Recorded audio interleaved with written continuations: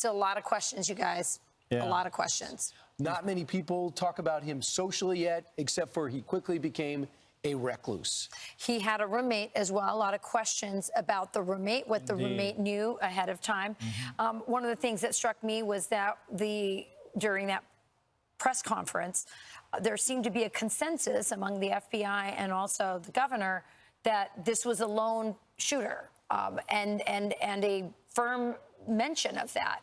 I always get suspicious when this early on they say he acted alone. How do we know that? There hasn't been enough time to look into that. Yeah, any such declarations to me falls on deaf ears because, as you pointed out, we've seen stories like this happen, and then they play out that it turns out there were co-conspirators up and down the line. And there will be more questions, I think it's fair to say, not just about the roommate, about other people he may have communicated with, who may have had a hand, if at all, in the drop of that particular weapon. We just don't know.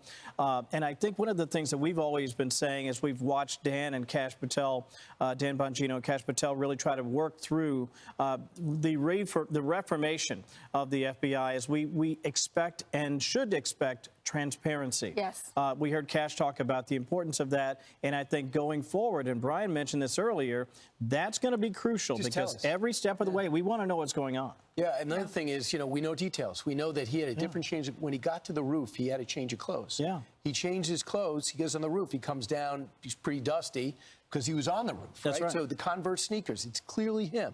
I mean, everything points to him. It looks like him. I get it.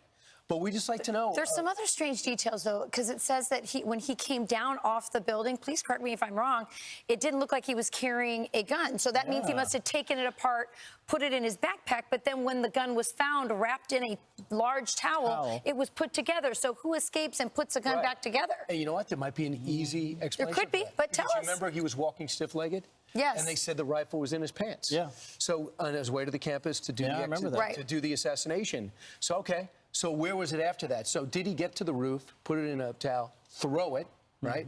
Then picks it up, puts it in the wooded area, gets to his car. How many times had he been up on that roof prior to that day? Do we know that? Yeah, I mean, he was so winged, right? Again, so much certainty out of that is what makes me uncertain.